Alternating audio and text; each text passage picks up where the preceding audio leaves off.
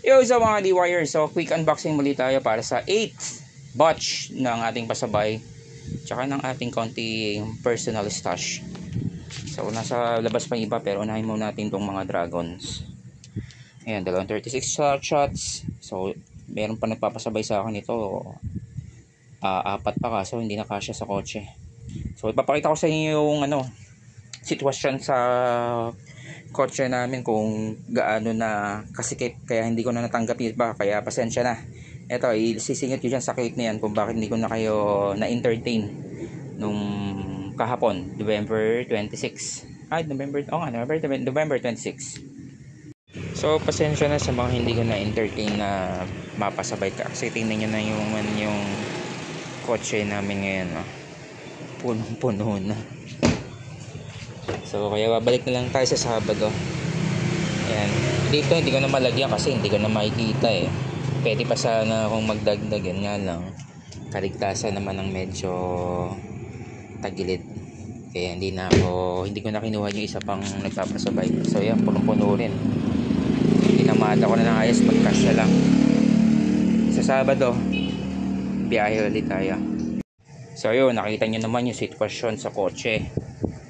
Halos wala na mapagsiksikan.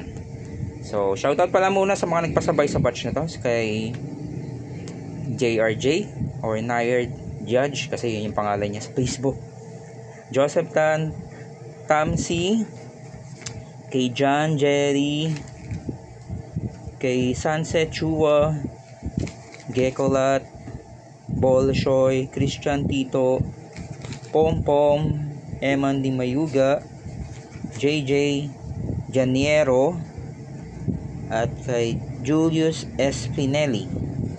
Kung may nakalimutan man ako, comment down para ma-shoutout kita sa next pasabay. So unahin na nga natin dito sa mga dragon. So yan, yung nga may nagpapasabay pa nito, apat so sabi ko ako wala na talagang space, kahit gusto ko man ilagay sa bubong bawal. Tapos yan, 36 shot to ng Blessing from Heaven, Art of War. Tapos ayun, Dawn of Radiance yung 64 shots. Our Dragon's Heart of Destiny yung 50 shots. Tapos ito yung mga 25 shots na Dual Champion. Tapos yung Mystic Guardians, ito dalawang case ng Dragon, iba't ibang variants. Ito lang yung mga mabebenta, yung kalimitang mabenta. Kaya may iba na rin yung presyo nitong City of Light, Stellar, tsaka yung Chariots. Ayan, ito yung mga hanapin gamit kasi sa mga show to Ayan, tsaka ito rin yung mga best sellers. Yung Forge of Element wala na nga ako nakuha, kaya ito lang yung naiuwi natin. Parang may nauwi yata ako, dalawa yata, nasa isang box siguro. So yun, pasok naman natin iba. Wala kasi tayo drop off along the way, kaya lahat ng pasabay natin inuwi natin, kaya napakadami ngayon, halos hindi na kasya sa kwarto. So ito ba yung iba? Yan, madami pa nga ako hindi nabili rin sabi ko ako babalikan ko na lang sa Sabado yung mga 3-minute fountain nito, tsaka yung mga small calibers. Yan, ito ay Wolfsong Heavenly Harmony. Ayan, hirap na rin hanapin itong Heavenly Harmony nito. Gamit na gamit rin kasi sa show yan kaya hirap hanapin, mahal na ngayon.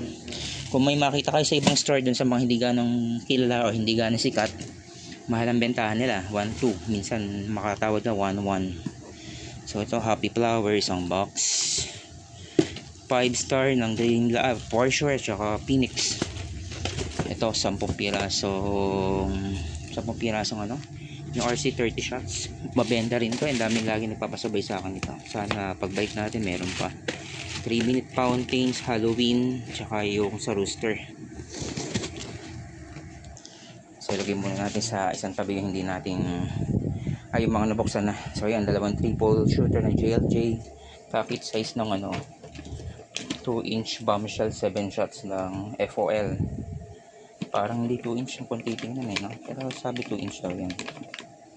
Parang 2-inch naman, maliit lang talaga yung tube nya, hindi yung mataba. Oh sorry, hindi ko nadinig yun, medyo nag-ringtone yung pet ko. Tsaka tapos nito 12 shots ng JLJ, Ito hindi na nagkasya sa box, kaya sabi ko bibit-bitin ko na lang. Ayun, yung mga Star Mine ulit na bombshell single shot. Ayun, Star Mine din yun yung nakaraan pa, pero kumuha tayo dyan. Sinilid ko na yung iba dun sa lagayan ko, yung akin yan. Ito pasabay na tong, hindi, yung dalawa dyan akin pa rin. So yan, linis muna natin.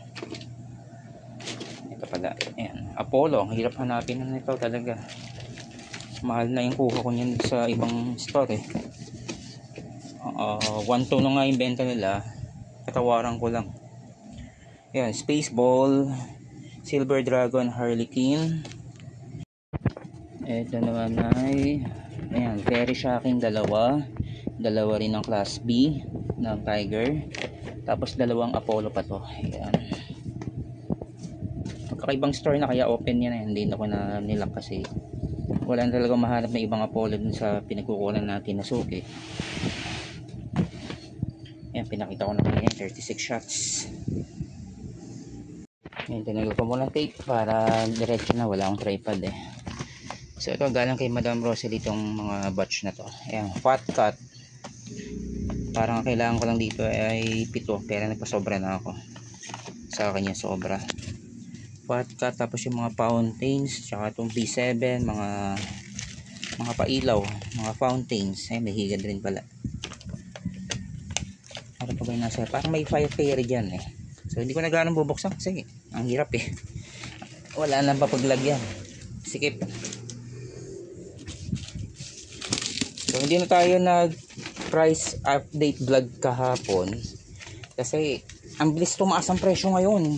Yung power balls dati 400 lang, di ba? Naging 420, naging 450, naging 500, tapos ngayon pagbalik ko 600 na, 650 pa nga sa iba. So ito yung Armageddon na maliit, 1 at 2 yan kay boss ito, pyro pellet, tapos dalawang lightning bottle sa ilalim. Lightning bottle na, lightning thunder. Ito lightning thunder din to eh. Ayan. Ito yung ibang napapahabol ko pa na kasya pa. Sabi ko tingnan natin kung kasya pa. Ayan, kasya pa naman, kaya may pangapahabol yan. Ito speed. Hindi ko alam kung anong brand ito. Festival Firewater in parang kwan eh. Ito pala. Ayan, yung kanyang brand. Ay, hindi pala brand yan. So ayan, dami nating pasabay na Lightning Thunder kasi ang mga hinahanap nila na una ay Dreamcatcher kasi nagkaubusan na talaga. Meron pa man natitira, hindi na kayang patulan yung presyo. 4,000 ang benta doon sa ibang store na hindi gano'ng kilala, kaya mahal siguro. Ayan, 500 round Serenalin yata to. Ayan o, Lightning Thunder pa rin yan. Lightning Thunder pa rin nasa ilalim nito. Ito naman mga tube fountain ng Tiger, tapos konting batibot. Lastly, ayan, ito pala yung mga fire fairing. So mga fire fairing yan, tsaka konting ano siguro to, konting halo. Renalin din to, alam ko, or for sure. Renalin nga. Fire fairy din ba yung nasa ilalim nito? Hindi, mga ano pa pala to. Ayun, Forge Elements. Sa iba ko ring store pala nakuha yan kasi wala na kaila Madam RNF at saka kay SRC.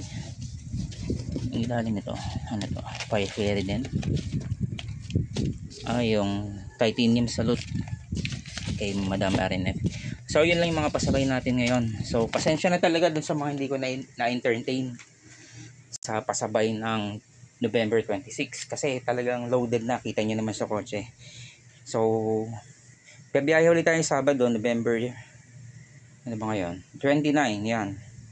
So kung hindi man kayo kaabot ulit sa November 29, sa December dire-diretso na yan hanggang pinakang target cut off ko na i-stop na ako sa pasabay siguro hanggang November 10 para sa Visayas and Mindanao. Pero yung mga parteng Luzon or malapit lang sa amin, pwede pa siguro hanggang November 15. O kung yun talagang malapit lang sa akin na pwedeng i-pick up sa bahay or dun sa uuwian kong probinsya, halimbawa Pwede pa hanggang magbagong taon. Kasi malapit lang may papipick up sa akin, di ba? Depende na lang kung merong big transaction rin na kailangan ng lumuwas. Yun. Yung schedule, wala akong may schedule na ibigay kung ano yung mga fixed reschedule ko ng pasabay. Kasi nakadepende yan kung marami na yung pasabay. Basta nakasampung tao ako, automatic lalarga ako. Luluwas ako. Pero minsan, nakapix yung schedule ko, Miyerkules, Sabado. Gulo, no? May fixed schedule tapos wala. Hindi, yun yung yun yung pinaka target na luwas ko lagi. Miyerkules or Sabado. Yun lang, dalawang yan. So, yun lang mga ka-dearers. Maraming salamat sa patuloy yung pagtutok.